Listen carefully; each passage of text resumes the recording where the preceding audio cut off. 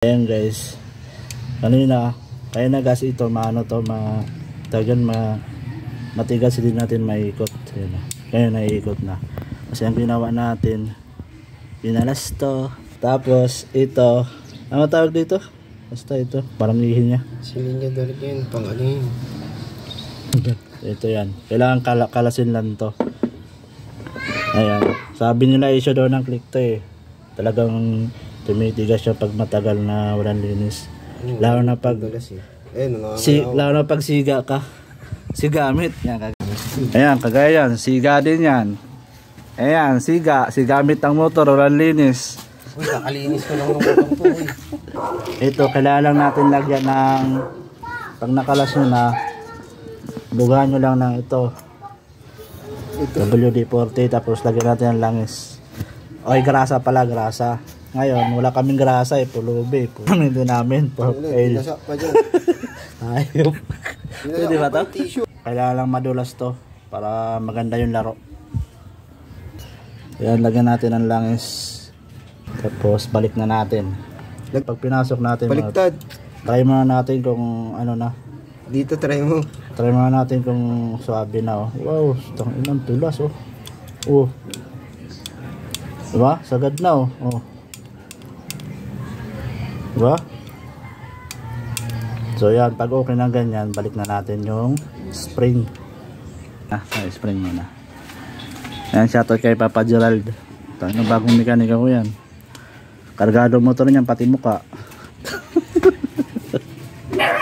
Kali daw sa HNP to. Pilahan niya yan. Si Motodik ng Kibyang. Motodik ng Kibyang.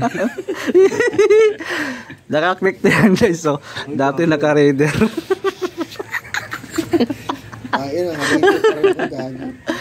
Nasali daw ng HNP Cavite. Baka naman daw. ICH. Guys palag-palag na pagkatapos ibalik na natin to. Ito guys, tawag dito palikpik. Balik na yung palikpik. So bago nyo ibalik, ikutin nyo ng konti kasi nakaganyan yan Tapos kailangan pag nagkabit kayo nito, bawal baliktad. Pag yan binaliktad nyo, patras yung andar ng motor nyo. Patras sigurado. Kaya ako naman, tinandaan ko naman yan may mark siya dyan maliit. Nasa labas yan dito. Yan Kaya ganyan ang pwesto niyan. Kaya pagpasok, ganyan. Kaya kung kayo magkalas, picturean nyo muna para sure. Kasi pag baliktad yan, may atras yung motor nyo yan. Yan reverse. Yan, tapos pagkatapos lagay natin yung dalawang tornilyo dyan. Nanginginig. Pasmado. Nagbabasa kasi pagkatapos. Pasmado.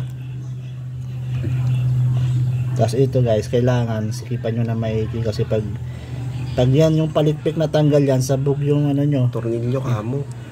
Sabog ang makina nyo yan. Yung mga dyan, yung mga on the click na 6 years na 5 years, sigurado magkakaganyan din. Sa'yo lang yun. Magkakaganyan din guys. Kaya at least may na kayo, may idea na kayo kahit kayo na lang gumawa, di ba? Igpitan mo.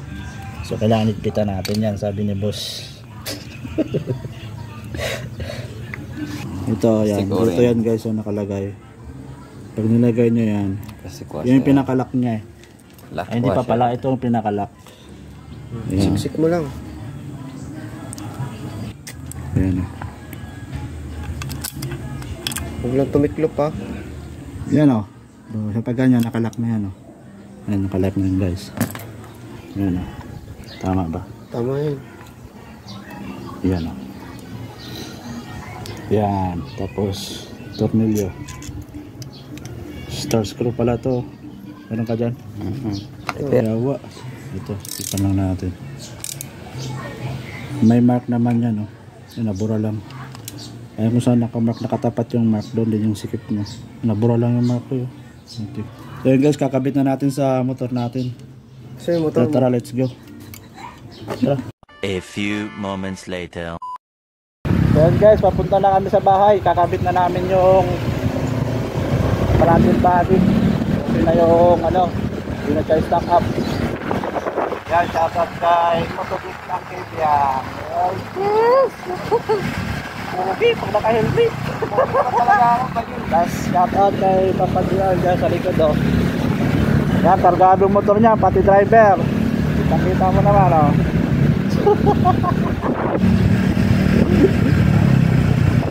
Ang oras na, di pa kami nakakit ng Kibiyang.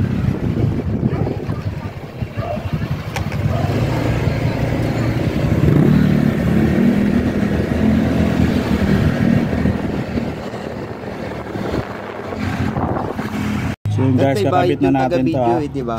Dapat di ba may taga-bayad yung video? Kakabit na natin yung manifold na natin. Lagyan natin ng gas.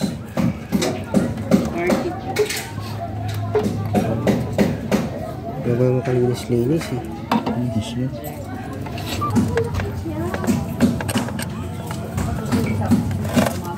Ito sa tropa. Kano? Siguro mga 2K. Tiwag. Tapos ito. Balik natin tong mga sensor. Ito ba to? Ito? Yan, sa baba. Sa baba to na? Hmm. Yan. Tapos ito. Pack. Check natin kung okay pack. Okay na to. Tapos yung throttle cable. Pinano? Wrench? Wrench ba tawag doon? Pinrins. Oo. Tawag na, pinalize ko lang. Pinalize ko lang yan eh. Walang problema yan. Hindi naman namin. Ha? Kahit di masyado masigip. Huwag lang luluwag. Place mo lang. Okay na yan. Ito katala oh.